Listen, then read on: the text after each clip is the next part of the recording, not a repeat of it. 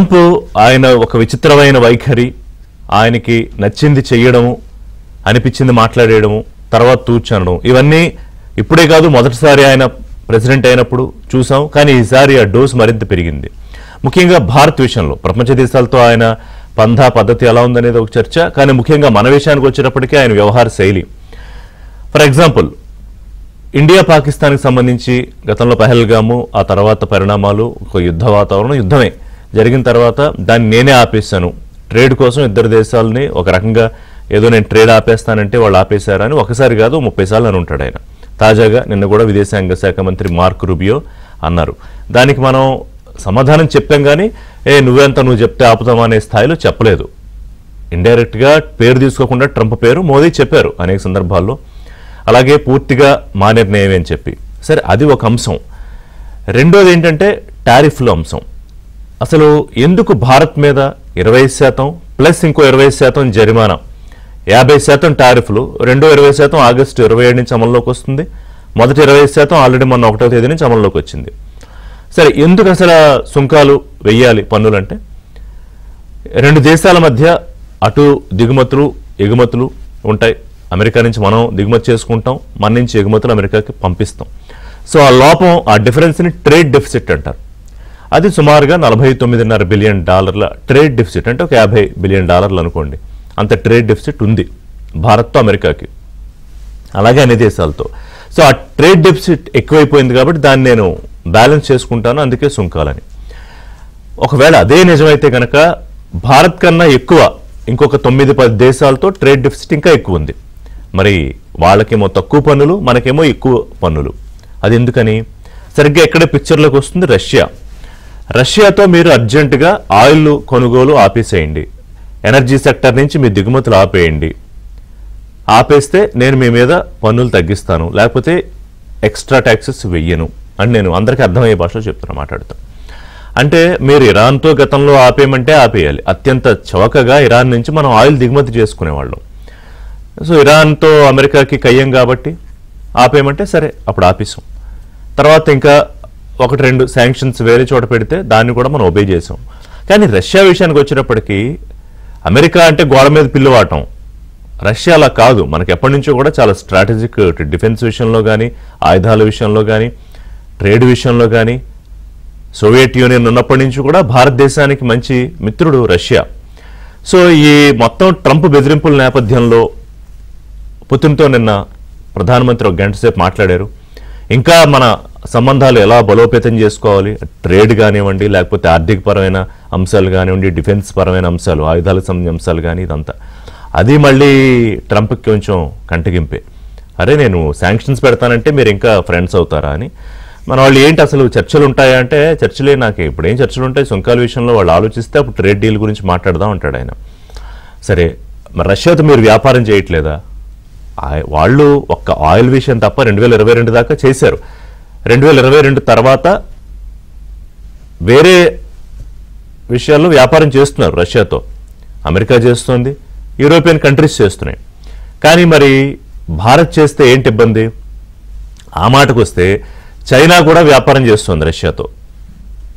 Russia నుంచి oil దిగుమతులు మనకన్నా ఎక్కువ ఉన్నాయి.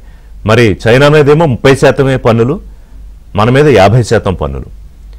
ఎందుకు భారత్ అంటే మోడీకి నచ్చట్లేదు? భారత్ నచ్చట్లేదా? మోదీ నచ్చట్లేదా? సారీ, భారత్ అంటే ట్రంప్కి ఎందుకు నచ్చట్లేదు?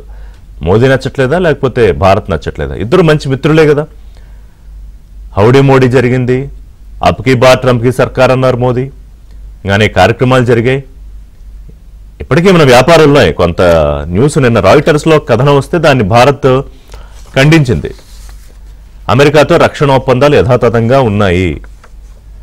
అలాగే గతంలో అమెరికా తన ట్రంప్ మిత్రుడైన ఎలాన్ మస్క్ సంబంధించి టెస్లా, దాని విషయంలో కొంత పన్నులు, దిగుమతులు ఇవన్నీ అంటే ఇక్కడే తయారు చేయండి అని మనం అడిగాం. లేదు మేము అక్కడికి మీకు ఇంపోర్ట్ చేస్తాం, ఎక్స్పోర్ట్ చేస్తాం, ట్యాక్సెస్ తగ్గించండి అంటే సరే కొంత ఏదో వెసులుబాటు ఇచ్చాం. హ్యార్లీ డేవిడ్సన్ చాలా ఇష్టమైన కంపెనీ ట్రంప్కి, ఆ విషయంలోనూ మనం వెనక్కి తగ్గాం. ఇలా వాళ్ళు అడిగినవన్నీ చేస్తూ వచ్చినా ఇంకా ఏం చేయాలి అంటే మనమేమి వాళ్ళతో శాశ్వతమైన ఎల్ఐ పార్ట్నర్ ఏం కాదు కదా ఇజ్రాయెల్ లాగా. ఇంకోటి ఏంటంటే రష్యాతో మనం చేస్తున్న వ్యాపారం వల్లే రష్యా ఉక్రెయిన్ మీద యుద్ధం చేయగలుగుతోంది అంటారు. అంతకన్నా మీనింగ్లెస్ కామెంట్ ఉంటుందా? రష్యాతో యూరోపియన్ కంట్రీస్ చేస్తున్నాయి, అమెరికా చేస్తోంది, చైనా చేస్తోంది. అర్జెంటుగా భారత్ ఆపేస్తే అయిపోతుందా యుద్ధం? అసలు ఇజ్రాయెల్ అమెరికా ఒకటే. ఒక్క ఫోన్ కాల్ ఇజ్రాయెల్ నెతన్యాహుకు చేస్తే ప్రధాని ఆయన వెంటనే ఆపుతాడు. కానీ మీరు అది చెప్పరు. జెలెన్స్కీని పిలిచి ఆయనకి క్లాస్ పీకుతాడు వైట్ హౌస్లో. సో ఓవరాల్గా అంటే దీని పెద్ద ఎక్కువ కాంప్లెక్స్ చేయను కానీ నేను ఇవాళ ట్రంప్కి ఒక పెత్తనం కావాలి. అది పాకిస్తాన్ విషయంలోనో, కాశ్మీర్ విషయంలోనో, లేకపోతే ట్రేడ్ విషయంలోనో ఆయన చెప్పినట్టు భారత్ మోడీ వినాలి. 140 కోట్ల మంది భారతీయులు, అత్యంత ఎక్కువ కొనుగోలు శక్తి ఉంది మనకి. ఇవాళ ఇక్కడి నుంచి ఈయన ట్యాక్సెస్ పెంచేస్తే అక్కడ ఉన్న భారతీయులు లేకపోతే ఈ రైస్ తినేవాళ్ళ ముఖ్యమైన విషయం ఏంటంటే అగ్రికల్చరు అంటే రైస్ అనుకోండి, లేకపోతే ఈ ఫిషరీసు, ఈ విషయంలో ఆయన చెప్పింది మనం వినాలి. అమెరికా నుంచి ఇబ్బడిముబ్బడిగా ఇక్కడ దిగుమతులు చేసుకుంటే నచ్చుతుంది. అట్లా ఎలా చేసుకుంటాం? వ్యవసాయ ఆధారితం, అలాగే డైరీ ప్రోడక్ట్స్, వీటి మీద ఆధారపడే మన ప్రజలు ఎక్కువ మంది బతుకుతుంటే మన సరుకులు మన పంట కాదని అక్కడి నుంచి తెచ్చుకుని ఆ ఎక్కువ డబ్బు పెట్టి మనం కొనడం జీడిపిలో ఎంత తేడా వస్తుంది? ఇవన్నీ ఆయనకు అనవసరం. పైగా మన మిత్రులు విలేకరులు అడిగితే భారతీయ అవునా నాకు తెలియదే అంటాడు ఆయన. అంటే అమెరికా అధ్యక్షుడి స్థాయిలో సగం తెలిసి సగం తెలియక ఆయన చేస్తున్న వ్యవహారానికి మనం ఇప్పుడు సరైన సమాధానమే చెబుతున్నామా? అంటే ఒకవైపు ఎంతో కొంత చైనాతో తాత్కాలికంగా సంబంధాలు పెంచుకోవడానికి, తాత్కాలికంగానే, ఎందుకంటే మనకి కొన్ని ఇబ్బందులు ఉన్నాయి చైనాతో, రష్యాతో పూర్తి స్థాయిలో బలోపేతం చేసుకోవడం, మరోవైపు బ్రెజిల్తో పెంచుకోవడం, దీనివల్ల కొంత ఏమన్నా ట్రంప్ దారికి వస్తారా, లేకపోతే ఇంకా మరింత ఇంకా పెంచే ఆలోచన ఉందని చెప్పారు ఆయన. ఇంకా శాంక్షన్స్ పెంచుతాం, ఇంకా ఆంక్షలు పెడతాం, ఇంకా పన్నులు పెంచుతాం అని మాట్లాడుతూ ఉన్న ట్రంప్పై ప్రస్తుతానికి మనం అవలంబిస్తున్న తీరు ఎలా ఉంది, ఏం చేయాలనేది. సో ట్రంప్ ఈ సుంకాల వ్యవహారం, ఇతర చేష్టల విషయంలో ఎన్నాళ్ళు మౌనంగా ఉన్న భారతదేశం, ప్రధాని మోదీ ఇక యాక్షన్ ప్లాన్లోకి దిగేరా? ఒకవైపు సుంకాల సమస్య పరిష్కారం అయితే తప్ప భారత్తో ట్రేడ్ డీల్ విషయంలో ఎలాంటి చర్చలు ఉండవని ట్రంప్ అంటారు. అసలు సమస్య ప్రారంభించిందే ఆయన. అలాగే సుంకాలకు వ్యతిరేకంగా ఒకవేళ తమ న్యాయస్థానాల్లో తీర్పులు వస్తే 1929 నాటి గ్రేట్ డిప్రెషన్కి దారితీస్తుందని కూడా ఆయన బెదిరిస్తున్నారు. మాట్లాడదాం ఈ అంశాల మీద. మనతో పాటు పాపారావు గారు, విశ్లేషకులు, రాజకీయంగా ఈ సామాజిక ఆర్థిక అంశాలు కూడా వారు విశ్లేషిస్తారు. సంజయ్ పులిపాక, విదేశీ వ్యవహారాల నిపుణులు. వివికే ప్రసాద్ గారు, ఆర్థిక వ్యవహారాలు, స్టాక్ మార్కెట్ వ్యవహారాలు విశ్లేషకులు. నమస్కారం ప్రసాద్ గారు, సంజయ్ గారు, పాపారావు గారు. సార్ పాపారావు గారు, I want to start with you. అంటే ఒకటి, అమెరికాకి నచ్చిందే అందరికీ నచ్చాలనుకోవడం, అమెరికాకి ఎవరు శత్రువు అయితే మిగతా దేశాలకు కూడా వాళ్ళు శత్రువులుగా ఉండాలనుకోవడం. సరే, కొన్నిసార్లు చెల్లింది, కొన్నిసార్లు చెల్లలేదు. కొంత మనం డిప్లొమసీ కోసం కొంత సైలెంట్గా ఉన్నాం అనుకోండి. కానీ ఇప్పుడు మనం తీసుకుంటున్న ఒక విధానం ఏదైతే రష్యాతో కాస్త ఇంకా బలోపేతం చేసుకోవాలనుకోవడము, చైనాతో పర్యటనలు మాట్లాడుకోవడము, ఇవన్నీ ట్రంప్కి సమాధానం చెప్పే చర్యల్లాగా భావించవచ్చా? అంటే మన యాక్చువల్ యాక్షన్ ప్లాన్ బిగిన్ అయింది అనుకోవాలా? ఎందుకంటే ఇవాళ రిపోర్ట్ల ప్రకారమే, ఇవాళ మరి ముందు ఆంధ్రజ్యోతి ఉంది, ఆంధ్రజ్యోతి దీని ప్రకారమే అంటే కొంత హెసిటెంట్ గా చర్యలు తీసుకుంటున్నారు. ఇప్పుడు ఇందాక మీరు అన్న ఇంట్రొడక్టరీ మాటల్లోనే ఒక మాట ఉంది, చైనాతో తాత్కాలిక స్నేహం.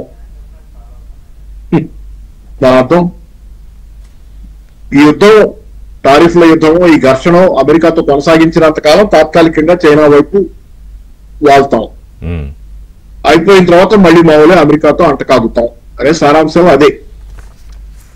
కాబట్టి ఏంటంటే చైనా, అమెరికాని బెదిరించడానికి చైనా వైపు పోతున్నామా, జెన్యూన్ గా మనం అమెరికా మనల్ని ఇబ్బంది పెడుతుందని గుర్తించి అమెరికాతో సాగదు, మనం ఎంత స్నేహంగా ఉన్నా అమెరికా ఇలాగే చేస్తుందని వాస్తవాన్ని గుర్తించి పాత్ మార్చుకొని చైనా వైపు మొగ్గటమే మెరుగు. చైనాతో కొన్ని సమస్యలు ఉన్నా చైనాయే మెరుగు వీళ్ళిద్దరిలో.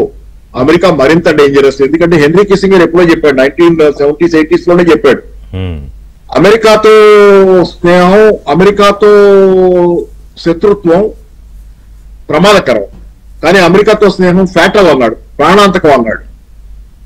అమెరికాతో శత్రుత్వం ప్రమాదకరం, కానీ అమెరికాతో స్నేహం అంటే మనకు ఒక పోలిక చెప్తారుగా, ధృతరాష్ట్ర కౌగిలి అని, అట్లానా?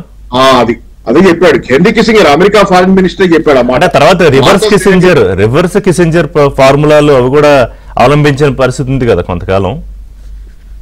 చేశారు. అంటే చైనాకి దగ్గర అయింది ఆయన చేస్తుందే కదా. చైనా ఆ రోజు అది అమెరికా అవసరం, ఆయనకి తప్పని కూడా అనలేదు. సరే, ఏదైనా ఏంటంటే హెన్రీ కిస్సింగర్ స్వయంగా చాలా గొప్ప డిప్లొమాటిక్, చాలా పుస్తకాలు ఆయన అధ్యయనం కానీ చరిత్రలో మర్చిపోలేని పాత్ర కదా హెన్రీ కిస్సింగర్. ఒక ఫారిన్ మినిస్టర్ గా, ఒక డిప్లొమాట్ గా అతని స్థానాన్ని, ఒక స్టేట్స్ లో గొప్ప వ్యక్తి. ఆయన చెప్పింది అందుకని ఏంటంటే అమెరికాతో ఈ రోజున్న ఇదేంటంటే ఎప్పటికైనా అమెరికాతో మనం కూడా ట్రాన్సాక్షనల్ గా ఉండాలి తప్పితే అమెరికాతో స్నేహం చేయలేము. కాబట్టి ఏంటంటే ఈ రోజు మళ్ళీ ఏదో తాత్కాలికంగా చైనాతో తాత్కాలికంగా మనం చేయాలనుకుంటే మనం ఒక్కడవేనా, రెండో వాళ్ళకి ఉంటుందా స్నేహం చేయాలి అక్కర్లేదని ఇది వాళ్ళు అంటే మన తాత్కాలికంగా స్నేహం చేసి ఎప్పుడు కావాలంటే అప్పుడు వెళ్ళి తలుపు తట్టి లోపలికి వెళ్ళి కాసేపు కూర్చొని మళ్ళీ వచ్చి మళ్ళీ ఇంకో పక్క వెళ్ళిపోయి అక్కడ కూర్చొని ఇది సాధ్యమా? కాదు.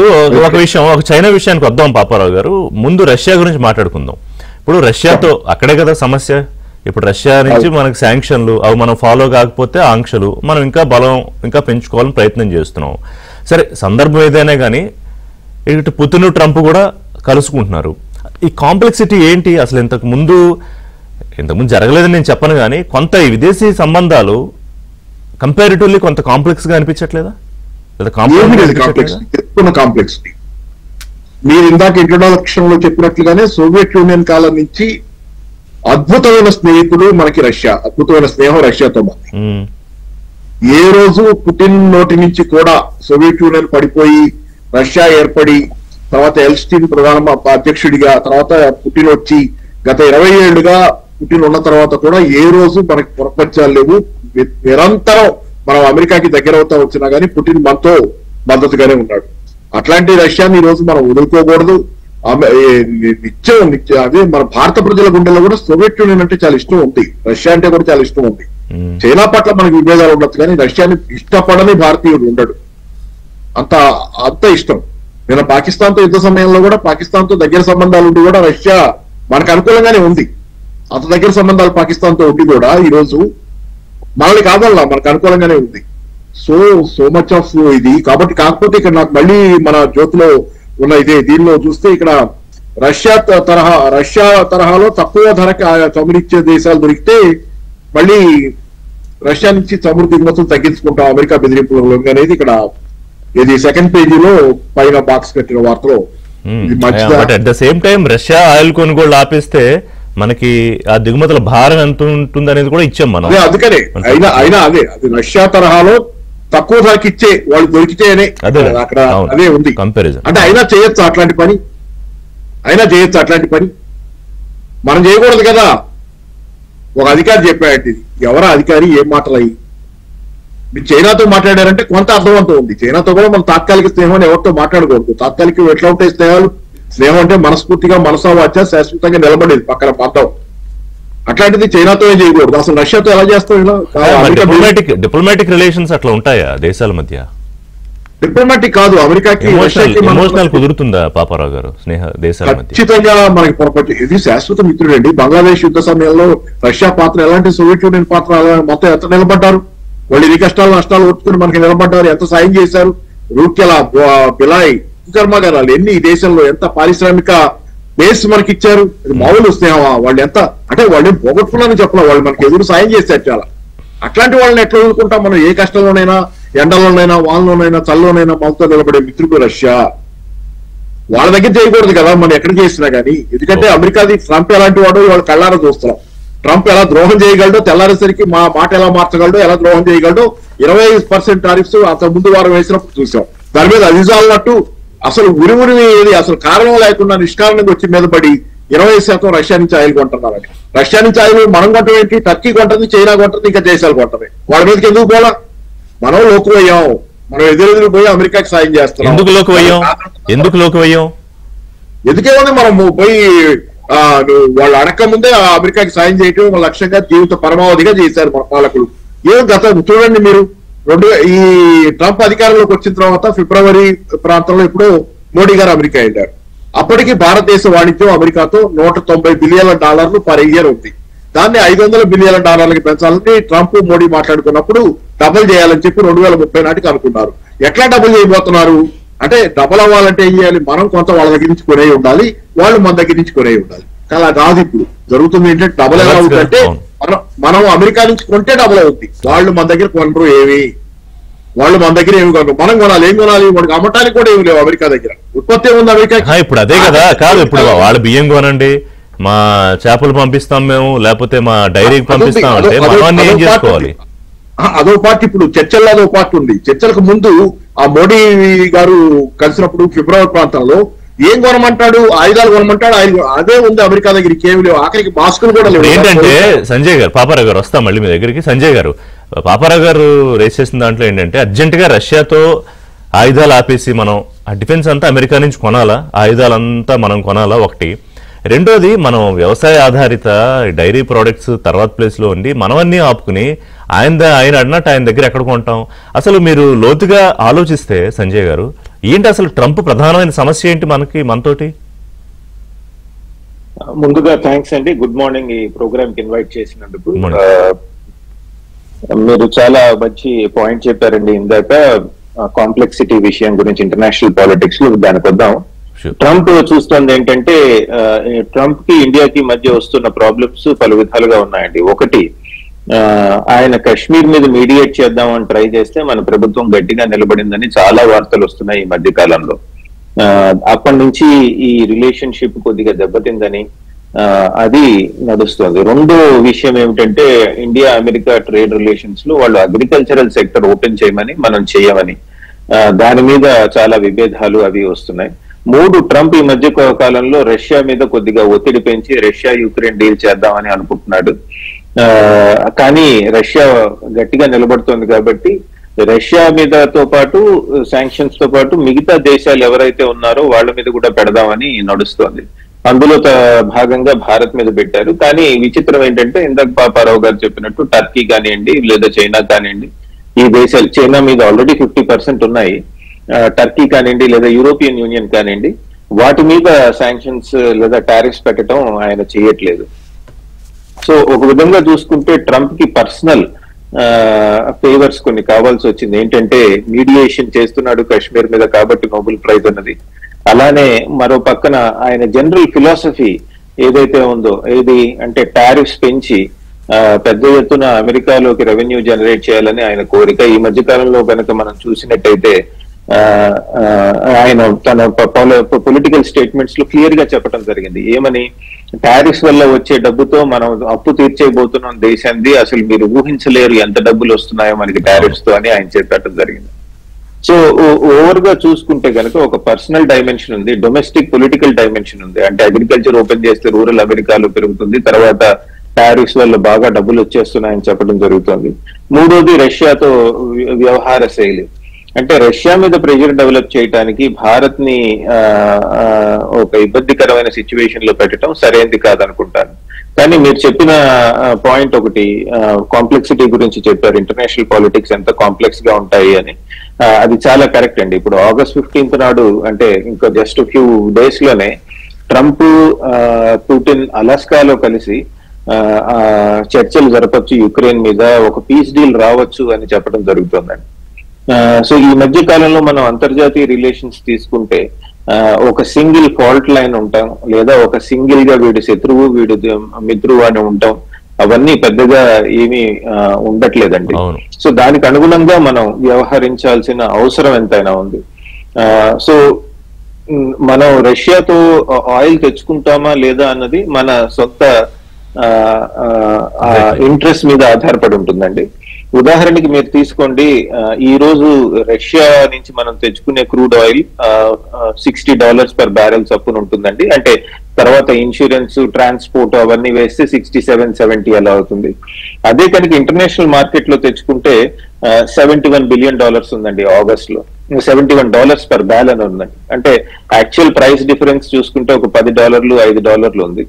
ఒక స్టాటిస్టిషియన్ కానీ ఒక ఎకానమిస్ట్ కానీ ఈ రెండింటి మధ్య ప్రైస్ డిఫరెన్స్ చూస్తే, టారిఫ్స్ వల్ల వచ్చే ఖర్చు చూసుకుంటే ఇది అడ్జస్ట్ చేయొచ్చు అని అనుకుంటారండి. అంటే రష్యా నుంచి తగ్గించవచ్చు కదా అని. స్టాటిస్టికల్లీ అది వాస్తవం అయినా, ఎకనామికల్లీ అది వాస్తవం అయినా, పొలిటికల్లీ అది కరెక్ట్ కాదండి. ఎందుకంటే రష్యాకి మనకి ఉన్న సంబంధాలు వేరు. తర్వాత ముఖ్యంగా వేరే దేశం అమెరికా వచ్చి రష్యాతో మనం ఎలా వ్యవహరించాలి అని చెప్పటం అంత సబబైన విషయం కాదండి. మనం ఎప్పటి నుంచో చెప్తున్నాం. ఇప్పుడు ఉదాహరణకి వాళ్ళు ఏమంటున్నారు అమెరికన్స్, మీరు రష్యా రిలేషన్షిప్ ఎండ్ చేయమంటున్నారు. బేసిక్ గా మీరు ఆయిల్ ఆపేయటం అంటే ఏంటి? రష్యా రిలేషన్షిప్ ఎండ్ అయిపోతుంది. పోనీ మీరేమన్నా మాతో సన్నిహితంగా వ్యవహరిస్తున్నారా? పొద్దున్న లేస్తే మీరు ఇండియాతో, ట్రంప్ భాషే తీసుకోండి, ఇండియా పాకిస్తాన్ డీల్ కనుక చేయకపోతే నేను ఆంక్షలు విధిస్తాను లేదా టారిఫ్స్ విధిస్తాను, ట్రేడ్ డీల్ ఉండదని బెదిరించానని చెప్పడం జరిగింది. అంటే ఒక పక్కన బెదిరిస్తూ మరో పక్కన ఉన్న ఆప్షన్స్ ని వదిలేయటం అన్నది అంత సబబు కాదు అని చాలా ఆలోచన మన తర్జన భర్జన భారతదేశంలో ఉందండి. నిజమే రష్యా ఎప్పటి నుంచో మనకి మద్దతు పలుకుతోంది. బట్ రష్యా కూడా చాలా సార్లు తన సొంత ప్రయోజనాలు చూసుకోవడం జరిగిందండి. 1962 వార్ ఇండియా చైనా మధ్య జరిగినప్పుడు రష్యా ఏమందంటే, ఒక కమ్యూనిస్ట్ సోదరుడు ఒక సోషలిస్ట్ ఫ్రెండ్ మధ్య నేను ఇన్వాల్వ్ కాదలుచుకోలేదని దూరంగా వెళ్ళిపోయిందండి. అలానే ఈ మధ్య కాలంలో అంటే జస్ట్ బిఫోర్ 2020 పాండమిక్ ముందు రష్యా పాకిస్తాన్ కి పెద్ద ఎత్తున ఆయుధాలు సరఫరా చేయటం కానివ్వండి, తాలిబాన్ తో డీల్ చేయడానికి పాకిస్తాన్ కి సన్నిహితంగా కావటం కానివ్వండి, పాకిస్తాన్ షాంఘై కోఆపరేషన్ ఆర్గనైజేషన్ లో మెంబర్షిప్ తీసుకోవడానికి రష్యా కూడా ప్రయత్నాలు జరిగిందండి. సో అంతర్జాతీయ రాజకీయాల్లో మీరు చెప్పినట్టు there are no permanent friends, there are no permanent enemies. So కాబట్టి మనము పెద్దగా ఇప్పుడు రష్యాకి దగ్గరగా ఉండాలా లేదా అన్న ఆలోచన మన సొంత ఇంట్రెస్ట్ బేసిస్ మీద మనం తీసుకోవడం జరుగుతుందండి. ఎస్ అండి. సో అదే ఇంతకు నేను చెప్పినట్టుగా మన విదేశీ విధానాలు లేకపోతే మన దౌత్య విధానాలు మనం నిర్ణయించుకుంటాం. మన దేశ ప్రధాని మన ప్రభుత్వం నిర్ణయిస్తుంది. కానీ అమెరికా, ఇందాక నేను ఏదో చెప్పాను, నాకు వాడు నచ్చలేదు, నువ్వు వాడుతూ ఉండకు, ఇంకొకటి నచ్చాడు వాడుతూ ఉండు అంటే ఎట్లా కుదురుతుంది? ఇప్పుడు ఆయన ఎంత హిపోక్రటిక్ గా మాట్లాడతాడు. మనం ఇచ్చే డబ్బుతోనే రష్యా ఉక్రెయిన్ మీద యుద్ధం చేస్తుంది అంటే అంతకన్నా హాస్యాస్పదం ఇంకోటి ఉంటుందా? ఒక బ్రేక్ తీసుకుంటా అండి. బ్రేక్ తర్వాత ప్రసాద్ గారు మాట్లాడతారంటే దీని ప్రభావం ఎలా ఉంటుంది. ఆల్రెడీ ప్రారంభమైంది. ఎందుకంటే ఇప్పటికే కొన్ని కంపెనీలు, అమెజాన్, వాల్మార్ట్, గ్యాప్, ఇలా కొన్ని కంపెనీలు మన నుంచి స్టాక్స్ వద్దు అని చెప్పడము, అలాగే స్టాక్ మార్కెట్స్ మీద ప్రభావం. సో ప్రసాద్ గారు, టారిఫ్ వార్కి సంబంధించి మీ అండర్స్టాండింగ్ అంటే, ఒకటి భారీ నష్టాలు స్టాక్ మార్కెట్స్ కి సంబంధించి కొంత ప్రారంభమయ్యాయని నిన్నంతా, అది సరే అది ఎన్ని లక్షల కోట్లు ఏంటనేది, అలాగే ఇక్కడి నుంచి అక్కడున్న మన భారతీయులకి ఒకవేళ ట్యాక్సులు పెరగడం వల్ల దిగుమతి చేసుకున్న వాటి మీద, కొనే వాటి మీద కొంత భారం పెరగడం, అంతే తప్ప ఇక్కడ ప్రత్యక్షంగా ఇక్కడున్న వాళ్ళ మీద ఏం ప్రభావం ఉండే అవకాశం లేదు. కానీ పరోక్షంగా ఏంటంటే మీ స్టాక్స్ మాకు వద్దని కొన్ని కంపెనీలు, అంతర్జాతీయ కంపెనీలు చెప్పడం ద్వారా ఎటువంటి ప్రభావం పడుతుంది. పాయింట్ నెంబర్ 2, ట్రంప్ చెప్తోంది ఏంటంటే యుఎస్ నుంచి ఇన్నాళ్ళ నుంచి దోచుకున్న దేశాల నుంచి ఇప్పుడు మేము ఎబ్బడి ముబ్బడిగా అసలు బిలియన్లు వచ్చి పడిపోతాయి మన దేశానికని. అది అందులో వాస్తవం ఉందా? వాస్తవం కొద్దిగా నిజం చెప్పాలంటే ఇసుమంతా కూడా లేనిటువంటి మాట. అది ఎప్పుడు కూడా ఈ టారిఫ్ అనేది ఎవరు పే చేస్తారంటే, మనం ఎక్స్పోర్ట్ చేస్తున్న మనం పే చేయం. ఇంపోర్ట్ చేస్తున్న వాళ్ళ దేశంలో ఎవరైతే ఇంపోర్ట్ చేసుకుంటారో వాళ్ళు టారిఫ్ పే చేసి ఆ వస్తువుని లోకల్ గా సప్లై చేస్తారు. ఇతను కనుక 50% టారిఫ్ వేస్తాను అంటే మన దగ్గర నుంచి కొనే వస్తువు కనుక ప్రత్యామ్నాయం లేని వస్తువు కనుక అయినట్లయితే ఇంపోర్టర్కి తప్పదు, కొనుక్కునే వాళ్ళకి కూడా తప్పదు. కాబట్టి రేట్ ఎక్కువైనా కొనుక్కోవాల్సి వస్తుంది. కాబట్టి ఈ ధరని అమాంతంగా పాస్ చేయగలుగుతారు. కానీ అదృష్టవశాత్తు ఏ వస్తువు కూడా, చాలా తక్కువ వస్తువులు తప్ప ప్రపంచంలో ఒకే ఒక్క సప్లైరో ఒకే ఒక్క మ్యానుఫ్యాక్చర్ ఉన్న దాఖలాలు లేవు. అందువల్ల జరిగేది ఏమిటి, ఎప్పుడైనా ఇండియా మీద ట్యాక్స్ వేస్తే ఇండియా నుంచి వచ్చే గూడ్స్ కనుక కాస్ట్లీ అయిపోతే వాల్మార్ట్ అయినా, అమెజాన్ అయినా, ఎవరైనా సరే ఇండియా నుంచి ఎక్స్పోర్ట్ చేసే బదులు పక్కన వేరే కంట్రీ నుంచి ఎక్స్పోర్ట్ చేసుకుందాం అనుకుంటారు. ఇక్కడ జరిగేది ఏంటంటే ఉన్న మార్కెట్ మొత్తాన్ని అతలాకుతలం చేయడానికి ఇటువంటి చర్యలు పనికొస్తాయి. కానీ మనము మన వస్తువులు బంగ్లాదేశ్ కో పంపించి లోపాయకారిగా అక్కడి నుంచి ఎక్స్పోర్ట్ చేసాం అనుకోండి, మన వస్తువులే అక్కడికి వెళ్ళిపోతాయి. కాకపోతే మేడ్ ఇన్ ఇండియా ఉండదేమో. అంటే ఇవన్నీ కూడా ఒక రకంగా చెప్పాలంటే పేపర్ కింద కనపడకుండా చేసేటువంటి చర్యలు. ఆ చర్యలు ఇంటర్నేషనల్ గా భారత లాంటి పరిణితి చెందిన దేశం అంత దైన్యమైన స్థితికి వెళ్లే అవకాశం ఉండదు. కాబట్టి మన వాళ్ళు చేయరు. అందువల్ల ఏం జరుగుతుంది, అటువంటి అవకాశాలు జరగకుండా ఉండాలి అంటే అమెరికన్స్ కనుక paying cost of purchasing, cost of living కనుక పెరిగినట్లయితే అమెరికాలో రిసెంట్మెంట్ రాక తప్పదు. రిసెంట్మెంట్ వస్తే ఇప్పుడు వరకు కొద్దో గొప్ప భరిస్తూ తను చెప్పే మాటలు వింటున్న వాళ్ళు కూడా, ఒరే మేము ఇచ్చిన డబ్బులే కదా మళ్ళీ మనకు వచ్చినాయని చెప్తామంటే, మా డబ్బులు తీసుకుని గవర్నమెంట్ దగ్గర పెట్టుకుంటే నువ్వు బాగుపడుతున్నావు కానీ మా జీవితాలు దుర్భరం అయిపోతాయంటే రివోల్ట్ మొదలవక తప్పదు. ఇది జస్ట్ మ్యాటర్ ఆఫ్ టైం. ఇవాళ రేపు అనేది తొందర భయపడక్కర్లేదు. అందువలన అన్నిటిని మించి కూడా ఇదంతా కూడా కొద్దిగా ఏం చేస్తారంటే భూతద్దంలో కూడా కాదు, మనము అమెరికాకి మనం చేసే ఎక్స్పోర్ట్స్ ని భూతద్దంలో చూస్తేనే పెద్దగా కనపడుతుంది. మనం మైక్రోస్కోప్ లో చూడడానికి ప్రయత్నిస్తున్నాం. అంటే ఇంత అనువంత పరిమాణాన్ని ఆకాశం అంతా ఊహించుకుని అందరం భయపడటం తప్పితే రియల్ కాంటెక్స్ట్ కనుక ఒకసారి చూసినట్లయితే మొత్తం మనకు ఇండియాలో ఉన్నది అంటే అన్లిస్టెడ్ కంపెనీస్ గురించి మన దగ్గర డేటా పూర్తిగా ఉండదు కాబట్టి ఊహాజనితమైన మాటలకు వదిలిపెట్టి లిస్టెడ్ కంపెనీస్ అంటే మార్కెట్లో ఈక్విటీ మార్కెట్లో ఉన్న కంపెనీలు అన్ని కలిపి సంవత్సరానికి వాళ్ళ యొక్క టోటల్ రెవెన్యూ ఎంత అని చూస్తే 166 లక్షల కోట్లు 166 లక్షల కోట్లు. ఇప్పుడు మనం అమెరికా గురించి భయపడాలి అంటే ఎప్పుడు భయపడాలి? అందులో మేజర్ పోర్షన్ కనుక అందులో నుంచి వస్తుంటే యుఎస్ కి ఎక్స్పోర్ట్ నుంచి వస్తే భయపడాలి. కానీ యుఎస్ కి మన ఇండియా అంతా కలిపి ఎక్స్పోర్ట్ చేస్తుంది ఎంత అని చూస్తే అందులో ఫార్మాస్యూటికల్స్ తీసి పక్కన పెట్టాలి, సర్వీసెస్ కూడా చూడక్కర్లేదు ఎందుకంటే సర్వీసెస్ ఇంకా డిస్టర్బ్ చేయట్లేదు కాబట్టి. అవి రెండు తీసేస్తే 5,15,000 కోట్లు, 166 లక్షల కోట్లు ఎక్కడ? అందులో అమెరికాకి మనం ఎక్స్పోర్ట్ చేస్తున్న గూడ్స్ లో చూస్తే కనుక ఫార్మాస్యూటికల్స్ తీసేస్తే 5 లక్షల కోట్లు అంటే కేవలం 3%. దాని మీద ఆయన ట్యాక్స్ వేస్తాడో వేయడో వద్దంటాడో ఉంచుకుంటాడో ఏదైనా చేయనివ్వండి, ఆ 3% మూలంగా ఇండియా మొత్తం అతలాకుతలం అవుతుందా? అవ్వదు, అవనేరదు. కాబట్టి అటువంటి భయాలు కంప్లీట్ గా కూడా నిరాధారం. మనకేంటంటే సెంటిమెంటల్ గా భయం. ఆ 5 లక్షల కోట్లు కనుక రాకపోతే మీరే ఆలోచించండి, పళ్ళు కూరగాయలు లేకపోతే ఇంకో వస్తువులో స్టీలు అల్యూమినియం మనం తయారు చేస్తాం. ఇప్పుడు అమెరికాకి సప్లై చేయాలి అంటే అక్కడ వాళ్ళు మీ 50% టారిఫ్ మన్నే భరించండి అంటే వాళ్ళకి మనం దాదాపుగా మన కాస్ట్ ఆఫ్ ప్రొడక్షన్ లో 33% తగ్గించుకుని వాళ్ళకి ఇద్దామా? లేక 20% తగ్గిస్తే చైనా వాళ్ళు, 15% తగ్గిస్తే రష్యా వాళ్ళు, 18% తగ్గిస్తే యూరోప్ వాళ్ళు, లేకపోతే ఇంకా సౌత్ ఈస్ట్ ఏషియన్ కంట్రీస్ కొనుక్కుంటారు అనుకుంటే వాళ్ళకి ఇచ్చే బదులు వీళ్ళకి ఇస్తామా అంటే ఏ మాత్రం బుర్ర ఉన్న బిజినెస్ మ్యాన్ ఎవడైనా ఆ 33% ఇచ్చి అమెరికాకి చేసే బదులుగా వేరే కంట్రీలకు ఎక్కడైనా ఎక్స్పోర్టే కాబట్టి అక్కడికే పంపిస్తారు. అంటే మనకు వచ్చే లాస్ ఎంత ఉంటుంది? అతను చెప్పినట్టుగా 50% టారిఫ్ ఇస్తే మనం చేస్తున్న సేల్స్ 3% అయితే అందులో 1.5% లాస్ వచ్చే అవకాశం లేనే లేదు, అవకాశం కూడా లేదు. 0.2% నుంచి 0.3% వరకు మాత్రమే మనకి లాస్ వచ్చే అవకాశం ఉంది. అంటే జీడిపితో పోలిస్తే కనుక 0.2 నుంచి 0.3% వరకు మాత్రమే మనకు దెబ్బ. దాని మూలంగా ఎర్త్ ఏమీ షేక్ అవ్వదు, భూకంపాలు రావు, కాబట్టి మనం భయపడవలసిన అవసరం లేదు. అదే పరిణితి మన మార్కెట్ కూడా మొదటి 2 రోజులు చూపించిన తర్వాత అతను దుందుడుకు చర్యతో 25 నుంచి 50 చేస్తాను, మాట్లాడను, ఇటువంటివన్నీ కూడా ఏంటంటే అసలు విషయం గెలవలేనప్పుడు కొసల విషయాల మీద దృష్టి పెట్టడం. వీళ్ళు ఇలాంటి మాటలను ఏదో చేసి మార్కెట్ లో స్పెక్యులేషన్ చేసి పడగొడదామని ట్రై చేసినా నిలబడటం ఖాయం, పెరగటం ఖాయం. ఇండియా వృద్ధిని అమెరికా ట్రంప్ ఒప్పుకోలేకపోవచ్చు, కానీ అమెరికాలో ఉన్న అనేక ఫారిన్ ఇన్వెస్టర్లు అందరూ కూడా ప్రపంచం మొత్తం కూడా వెతికితే కూడా ఆర్థికంగా బ్రహ్మాండమైన ప్రగతి చూపిస్తున్న భారత్ ని వదిలిపెట్టి దాన్ని నిరాకరించేటువంటి అవకాశం ఉండదు కూడా. అందువల్ల వాళ్ళ డబ్బులు అతనికి ఇష్టం ఉన్నా లేకపోయినా ఇండియాకి వస్తాయి, ఈక్విటీ మార్కెట్ ఎటాగో నిలదొక్కువ తప్పదు. సో మనం మైక్రోస్కోప్ విషయం పక్కన పెట్టి మనం చూడవలసిందల్లా అతను కనుక అది చేస్తే మన దగ్గర ఉన్న ప్రత్యామ్నాయాలు ఏంటి? అతను తిడితే పడదామా, గిచ్చితే గిచ్చుకుందామా అనుకుంటే అంత అవసరం మనకు లేదు. ఏం చేయొచ్చు అంటే మీరు కనుక డిజిటల్ ట్యాక్స్ కూడా మనం తీసుకుని ఒక్కసారి కనుక మన వాళ్ళు మొదలు పెట్టారంటే అమెరికాకు వస్తున్నటువంటి మేజర్ ఇన్కమ్ ఏంటంటే సర్వీసెస్ నుంచి వస్తుంది ప్రపంచవ్యాప్తంగా. అందుకే సర్వీసెస్ గురించి మాట్లాడు, గూడ్స్ గురించి మాట్లాడతాడు. ఆ సర్వీసెస్ గురించి మాట్లాడితే గూగుల్ అయినా, మెటా అయినా, అమెజాన్ అయినా, మైక్రోసాఫ్ట్ అయినా, నెట్ఫ్లిక్స్ అయినా వీటన్నిటికీ కావాల్సింది ఏంటంటే సినిమాలు చూసే మనుషులు ఇండియాలో ఎక్కువ ఉంటారు. ఇండియాలో సినిమా చూసే మనుషులు ఎక్కువ ఉంటారు. కంప్యూటర్లు వాడే మనుషులు అమెరికాతో పోలిస్తే ఉండరు, కానీ ఇక్కడ కూడా దాదాపుగా 30 crores వరకు కంప్యూటర్లు ఇండియా ఉన్నాయి. అంటే వాటన్నిటికీ మైక్రోసాఫ్ట్ కావాలి. అలాగే గూగుల్ వాడని మనిషి ఉండడు. సెల్ ఫోన్లు చూస్తే అమెరికా మొత్తం మీద చూసి 30 కోట్లు ఉంటే మన ఇండియాలో దాదాపు నిన్న చాట్‌జీపీటీ శామ్ ఆల్ట్మన్ కూడా అమెరికాని క్రాస్ చేస్తుంది ఏ వాడకంలో చెప్తున్నారు కదా భారత్.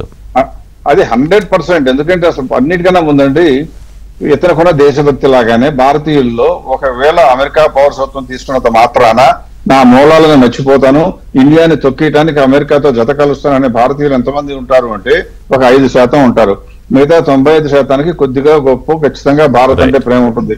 ఒకవేళ కనుక ఫ్లేరప్ అయిపోయి భారతదేశం నుంచి ఒక పిలుపెళ్ళి ఏమని ఇలా కనుక జరిగితే ఒక్కసారి అమెరికా వ్యవస్థను స్తంభింపజేయడానికి సాఫ్ట్వేర్ వాళ్ళందరూ కదిలి రండి అని కనుక ఇచ్చారనుకోండి, ఒక్క రోజు వాళ్ళు వర్క్ ఆరేస్తే అమెరికా మొత్తం కొలబడిపోతుంది. కాబట్టి అమెరికా ఇండియా నిలదొక్కునే అవకాశం ఉంటుంది, నాకైతే భయం లేదు. ప్రసాద్ గారు వెల్ ఎక్స్ప్లెయిన్డ్. అయితే ఇందులో ఒక చిన్న చిక్కు ఉంది, చెప్దాం బ్రేక్ తర్వాత మాట్లాడతా. అంటే ఇప్పుడు నెంబర్స్ మీరు ఎక్స్ప్లెయిన్ చేశారు, ఎందుకంటే అందులో మీరు ఎక్స్పర్ట్ కాబట్టి. అయితే మనం దేశంతో, అదే అమెరికా లాంటి దేశంతో సంబంధాలని కేవలం సంఖ్యల్లోనే చూస్తామా? అంతకు మించి ఇంకా చాలా ఉంది. అమెరికా భారత్కి సంబంధించి, లేకపోతే అమెరికా రష్యాను, లేకపోతే ఇటు భారత్ రష్యాను, భారత్ చైనాను, ఆ విషయాలు మాట్లాడదాం. అలాగే మీరు అన్నట్టు నిజంగానే ఫార్మా మీద ఆయన వేయలేదు, ఎందుకని అది వేస్తే నెగిటివిటీ మొదలవుతుంది, ఆధారపడి ఉన్నారు కాబట్టి అమెరికా. అలాగే చైనా మీద వేయలేదు. ఎందుకని? చైనా నుంచి అనేక ప్రోడక్ట్స్ తో అక్కడ ఆటో ఇండస్ట్రీ ఉంది, ఇంకా అనేక ఇండస్ట్రీస్ ఉన్నాయి కాబట్టి అక్కడ లోకల్ గా బిలియనియర్స్ నుంచి ఆయనకి నెగిటివిటీ వస్తుంది కాబట్టి ఆ రెండు పక్కన పెట్టాడు. ట్రంప్ వ్యవహార శైలి ముఖ్యంగా ఈ సుంకాల విషయంలో ఇప్పటికే భారత్ రియాక్షన్ ఏంటంటే మనం ఇది కరెక్ట్ కాదని చెప్పాము, ఇది అసమంజసం అని చెప్పాము. అయితే మన ప్రయత్నాలు కూడా మనం చేసుకుంటున్నాం భారతదేశం మిగతా దేశాలతో సంబంధించి. పాపారావు గారు, ఒకవైపు బ్రెజిల్తో, ఎందుకంటే బ్రెజిల్ మీద మన మీదే 50% సుంకాలు ఉన్నాయి మిగతా వాటితో కంపేర్ చేస్తే. సో ఇందాక అనుకున్నట్టుగా బ్రెజిల్, చైనా, రష్యాతో సంబంధాల బలోపేతం, అలా కొన్ని జాతీయ అంతర్జాతీయ మీడియాలు రాస్తున్నట్టు ట్రంప్కు వ్యతిరేకంగా ఏకం అవుతున్న ఈ 3 దేశాలు అని. అది వాస్తవ రూపంలో ఎలా సాధ్యం? ఒకవేళ చేస్తే కనుక ట్రంప్ దారికి వస్తారా? అంటే ట్రంప్ని ఇంకా దారికి, అంటే ఇది ట్రంప్ని దారికి తేవటమే మన లక్ష్యం అయితే అది తాత్కాలిక లక్ష్యం. ఎందుకంటే ట్రంప్ ఒకవేళ 50% టారిఫ్లు ఉపసంహరించుకోవడం లేకపోతే ఇంకో రకంగా మనకి ఉపశమనం ఇస్తే మళ్ళీ అటే పోతామంటే ఇది ఇంకా చరిత్ర క్షమించలేని తప్పిదం అవుతుంది మళ్ళీ ఇంకోసారి. అందుకని ఏంటంటే ఇప్పుడు ట్రంప్ దిశగా వెళ్ళటం శాశ్వతంగా అమెరికాతో శత్రుత్వం అక్కర్లా, కానీ అమెరికాతో స్నేహం కూడా ఇంతగా రాసుకుని పూసుకుని ఉండక్కర్లా. రెండోది ఏంటంటే ప్రత్యామ్నాయంగా బ్రెజిల్ వైపు చూస్తున్నాం, అమెరికా రష్యాతో దగ్గర అవుతున్నాం అనే దాంతో పాటుగా మొన్న హిందూ పత్రిక రిపోర్ట్ ఆన్లైన్ లో చదివాను నేను చిన్నది. దాని ప్రకారంగా ఏషియన్ దేశాలతో వాణిజ్య సంబంధాలు పెంచుకోవాలని, అంటే association of south east Asian nations తో వాణిజ్య సంబంధాలు పెంచుకునే ఆలోచనలో ఉంది భారత్ అనేది.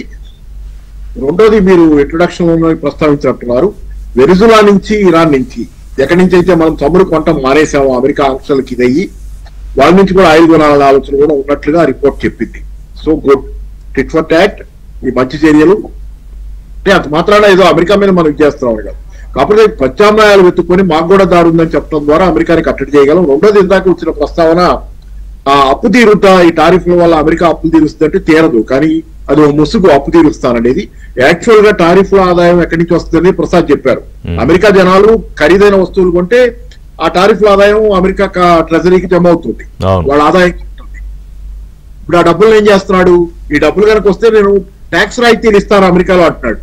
ధనవంతులకి ట్యాక్స్ రాయితీలు ఇవ్వడానికి అమెరికా పేద ప్రజలకి సరుకుల్ని ఖరీదైనగా మార్చి ఆ రకంగా డబ్బులు వసూలు చేసి జనాల దగ్గర నుంచి ట్యాక్స్ డబ్బులు, సుంకాల డబ్బులు, ఆ డబ్బులు తీసుకెళ్లి ధనవంతులకి రాయితీలు ఇస్తున్నాడు ట్రంప్. ఇది కదా అక్కడ నడుస్తుంది, transferring public common man's money to rich people of America.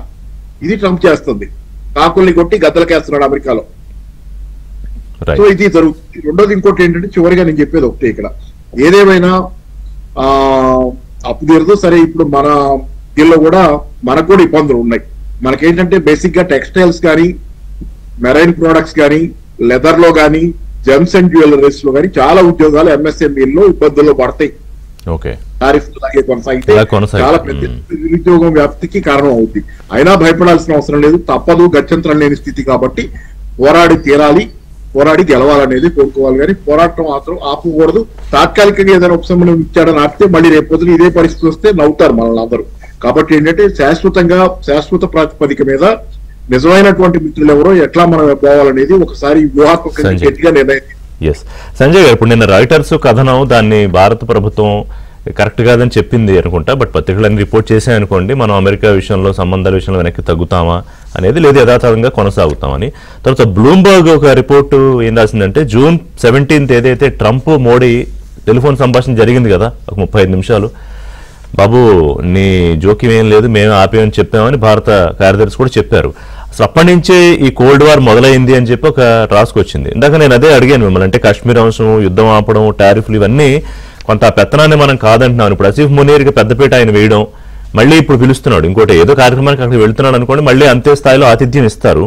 So ఒక ట్రేడ్ వార్ ఒక పక్కన, మరోవైపు పాకిస్తాన్ అమెరికా రిలేషన్స్ బలోపేతం, ఆ పాకిస్తాన్తో కూడా ఆయిల్ ట్రేడ్ ఏదో చేసుకుంటున్నారు కదా.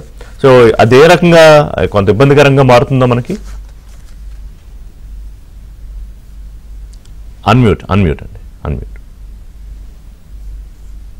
ట్రంప్ వైఖరి తీసుకుంటే అండి కేవలం ట్రేడ్ విషయమే కాదు, వాణిజ్య విషయమే కాదు, రాజకీయంగా కూడా ఆయన కొంత మన మీద ఒత్తిడి తీసుకురావడం జరుగుతుంది. పాకిస్తాన్ తో నిజంగా ఆయన ఎంత దూరం వెళ్తారు అని ఆలోచించి చూడాలి. ఎందుకంటే చాలా కథనాలు చెప్పేది ఏంటంటే రేర్ ఎర్త్ మెటల్స్ కానివ్వండి, లేదా వివిధ ఖనిజ సంపత్తి ఏదైతే ఉందో అది అమెరికన్ ప్రైవేట్ కంపెనీస్ కొన్నిటికి ఇద్దామని ఆయన తపన పడుతున్నట్టు కనపడుతోంది మనకి. బట్ చూడాలి ఎంత దూరం వెళ్ళగలరు, ఎందుకంటే at the end of the day Bharat యొక్క అంత పెద్ద మార్కెట్ మళ్ళీ దొరకటం చాలా కష్టం. సో అమెరికా కూడా కొంత ఇంట్రెస్ట్ ఉంది. ఆ భారత్ లాంటి రాజకీయంగా కానివ్వండి, భౌగోళికంగా క్రిటికల్ గా ఉన్నటువంటి పొజిషన్ లో ఉంటాం. ఇటువంటి దేశంతో స్నేహాలు పూర్తిగా చెడగొట్టుకొని కొంత మన దేశాన్ని కష్టపెట్టడం అన్నది అంత మంచి విషయం కాదు అమెరికా కూడా. కానీ మీరు ఇందాక చాలా మంచి పాయింట్ చెప్పారండి, సంబంధాలని సంఖ్యల్లో చూడటం సమంజసమా అని. అది చాలా కరెక్ట్ పాయింట్ అండి. ఎందుకంటే బయలాటరల్ రిలేషన్షిప్ ఏదైనా పర్సనల్ రిలేషన్షిప్స్ నుంచి బయలాటరల్ దేశాల మధ్య ఉన్న రిలేషన్షిప్స్ ని సంఖ్యల్లో చూడటం మొదలెడితే వాటి యొక్క ఎసెన్స్ మర్చిపోతారండి జనాలు. ఉదాహరణకి నిజమే టారిఫ్స్ వేస్తున్నారు 50% అనేది ఇది అని. వాటిల్లో ఇందాక వికే ప్రసాద్ గారు చెప్పినట్టు కొన్ని అంశాల్లో మనకి పెద్దగా ఇబ్బంది ఉండదు, టెక్స్టైల్ వంటి రంగాల్లో కొద్దిగా ఇబ్బంది వస్తుంది. అలానే ఫిషరీస్ వాటిల్లో తాత్కాలికంగా ఇబ్బందులు వస్తాయి. కాకపోతే ఈ నెంబర్స్ దాటి డేటా దాటి ఆలోచిస్తే కనుక మనము చాలా ముఖ్యమైన అంశం ఒకటి ఏంటంటే, అమెరికాతో రిలేషన్షిప్ బాలేదు అంటే కనుక, లేదా వెస్ట్ తో రిలేషన్షిప్ బాలేదు అంటే మన దేశంలో ఇన్వెస్ట్మెంట్స్ రావడం తక్కువ అవుతుందండి. ఎందుకంటే చాలా దేశాలు మన దేశంలోకి వచ్చి ఇన్వెస్ట్ చేసి వేరే దేశాలకు ఎక్స్పోర్ట్ చేయాలి, ముఖ్యంగా అభివృద్ధి చెందుతున్న దేశాలకు ఎక్స్పోర్ట్ చేయాలి అన్న ఒక ఆలోచన ఉంటుంది. అలా చెయ్యండి మీరు అని మనం ఎప్పటి నుంచో ప్రయత్నిస్తున్నాం, చెప్తున్నాం. చైనా +1 స్ట్రాటజీ అంటే ఏంటంటే, చైనాలోనే కాదు మా దేశంలో కూడా పెట్టి మీరు వేరే దేశాలకు ఎక్స్పోర్ట్ చేయమని చెప్తున్నాం. సో ఇటువంటి ప్రక్రియ ఏదైతే ఉందో ఇది సంఖ్యలకి వెనక్కి, అంటే సంఖ్యలతో లేకుండా ఉంటుంది, బియాండ్ నెంబర్స్ ఉంటుందండి. సో ఇది చాలా important point. So India US relationships కనుక మనం చూసుకున్నట్టయితే కేవలం బియాండ్ నెంబర్స్, టారిఫ్స్ అవి ఆలోచించినట్టయితే వచ్చే ఇన్వెస్ట్మెంట్స్, అలానే American allies, Japan is the second one of the largest investors in India. అలానే యూరోపియన్ యూనియన్ తో మనం ట్రేడ్ డీల్ చేసుకుందాం అనుకుంటున్నాం. అగైన్ బియాండ్ నెంబర్స్ మనం గమనించాల్సింది ఏంటంటే, మనం సౌత్ ఈస్ట్ ఏషియాకి ఎక్స్పోర్ట్ చేద్దామని ప్రయత్నించడం జరుగుతుందండి. కానీ ఈ మధ్య వస్తున్న రిపోర్ట్స్ లో చూసుకుంటే కనుక సౌత్ ఈస్ట్ ఏషియాకి ఆల్రెడీ చైనా పెద్ద ఎత్తున ఎక్స్పోర్ట్స్ పెంచింది. ఎందుకంటే అమెరికా మార్కెట్ యాక్సెస్ చేయడం కష్టం అవుతుంది, అలానే యూరోప్ మార్కెట్ యాక్సెస్ చేయడం కష్టం అవుతుంది. సో ఇప్పుడు ఏంటంటే ఒక విచిత్రమైన పొజిషన్ లో ఉన్నారు ఈ చైనా కానీ, ఇండియా కానీ, లేదా మిగతా డెవలపింగ్ నేషన్స్ ఏవైతే ఉన్నాయో, అభివృద్ధి చెందుతున్న దేశాలు ఏవైతే ఉన్నాయో, ఏంటది, అందరూ ఒకటే మార్కెట్ కోసం ట్రై చేస్తున్నారు. ఎందుకని, అమెరికా యూరోప్ గోడలకు కట్టేశాయి కాబట్టి మనలో మనం మనకి ఎవరికి ఎక్కువ పెంచుకోవచ్చు అనే ప్రయత్నం నడుస్తుంది. దానివల్ల కొద్దిగా కష్టాలు వచ్చేవి. ఓవరాల్ గా చాలా కాంప్లెక్స్ సిచ్యువేషన్ లో ఉన్నాము. చాలా జాగ్రత్తగా మనం ప్రసాద్ గారు ఇప్పుడు దీని అవుట్కమ్ ఏం ఎక్స్పెక్ట్ చేయొచ్చు అంటే, కొంత ట్రంప్ ఎప్పటికప్పుడు ఆయన ఇవాళ చెప్పింది రేపు ఉండదు, రేపు చెప్పేది వేళ సాయంత్రానికి కూడా ఉండదు. బట్ ఇప్పుడు కొంత రష్యా విషయంలో, భారత్ వైఖరి విషయంలో కొంత ఆయన సీరియస్గా ఉన్నాడా, లేదా టారిఫ్ విషయం వెనక్కి తగ్గొచ్చా? టారిఫ్ విషయంలో వెంటనే తగ్గడానికి దాదాపుగా అవకాశాలు లేవు. ఎందుకంటే అంత టఫ్ పోస్చరింగ్ చేసిన తర్వాత ఓవర్ నైట్ చేయరు. దానికి మెటీరియల్ గా ప్రోగ్రెస్ కనపడాలి. ఉదాహరణకి ఇమాజినరీ సిచ్యుయేషన్ లోకి వెళ్ళడం నాకు ఇష్టం ఉండదు, కానీ ఒకవేళ వెళ్ళాలి అంటే రేపు కనుక ట్రంప్ కనుక పుతిన్ మాటల మధ్యన పుతిన్ సీజ్ ఫైర్ అనౌన్స్ చేస్తాను అంటే వెంటనే జరిగేది ఏంటి, పుతిన్ నా మాట విన్నాడు అని వెంటనే జబ్బలు తెలుసుకోవడం మొదలు పెడతారు ట్రంప్. ఆ తర్వాత ఏం చేస్తారు, అలా ఒప్పుకున్నాడు కాబట్టి దానికి గుడ్ విల్ చర్యగా నేను రష్యా మీద ఆంక్షలు తీసేస్తాను రష్యా, ఇండియా అండ్ రష్యా అంటే రష్యాతో వ్యాపారం చేసే వాళ్ళ మీద కదా ఇప్పుడు ఆయన ఆంక్షలు పెడుతుంది, జరిమానాలు వేస్తుంది. అది రష్యా మీద ఆంక్షలు తీసేస్తే ఆటోమేటిక్ ఇండియా మీద ఆంక్షలు ఆటోమేటిక్ ఎగిరిపోతాయి. అంటే నోటితో చెప్పకపోయినా కానీ ఆటోమేటిక్ ఇండైరెక్ట్ గా వస్తుంది. ఆ వెసులుబాటు రాక తప్పదు అని ఇండియాలో ఉన్న గవర్నమెంట్ సర్కిల్స్ నమ్ముతున్నాయి కాబట్టి టఫ్ పోస్చరింగ్. అంతకు తప్పితే బలవంతుడితో తగాదా పెట్టుకోవడం తెలివైన వాడు చేసే పని కాదు, చేయకూడదు. కానీ వాడు వచ్చిన కోరికలన్నీ కనుక మన మీద రుద్దుతానంటే భరించడం ఆత్మగౌరవం లేకుండా చనిపోయిన బాడీతో సమానం. కాబట్టి మనం అతన్ని ఒత్తిడి తలపకూడదు. అట్ ద సేమ్ టైం అతను మళ్ళీ గెలికి అతని చేత తగాదా పెట్టుకుని మనం లేనిపోని కష్టాలు తెచ్చుకోవాల్సిన అవసరం లేదు. మీరు అన్నట్లుగా బియాండ్ ద నెంబర్స్ అయినా డబ్బు ఎక్కడ రిటర్న్ వస్తుందో ప్రపంచంలో ఉన్న కుబేరులందరూ అక్కడికే వెళతారు. కానీ ట్రంప్ చెప్పాడనో ఇంకొకళ్ళు చెప్పారనో మాత్రం ఆగరు. కాబట్టి డబ్బు ఫ్లో ఇండియాకి కొద్దిగా స్లో అవుతుంది, ఆగటం మాత్రం జరగదు. కరెక్ట్ మీరు చెప్పింది. అలాగే చిన్న చిన్న దేశాలు, చాలా ఎక్కువ డిపెండెన్సీ ఉన్న దేశాలు, కెనడా, మెక్సికో, జపాన్, ఇవి కూడా, జపాన్ చిన్న దేశాన్ని కాదు కంపేరిటివ్లీ చెప్తున్నా. సో వాళ్ళు కూడా బీఫిటింగ్ ఆన్సర్ ఇచ్చారు ట్రంప్కి. సరే ఇప్పటివరకు మనం కొంత సమయం పాటించాం, కొంత సైలెంట్ డిప్లొమసీ చేశాం, కానీ ఇప్పుడు యాక్చువల్ యాక్షన్ ప్లాన్కి దిగినట్టే కనిపిస్తుంది. చూద్దాం దీని రిజల్ట్ ఎలా ఉంటుంది. థ్యాంక్ యూ వెరీ మచ్ అండి అందరికీ పార్టిసిపేట్ చేసేందుకు. ఇది వాళ్ళ ఏబిఎన్ బ్రేక్.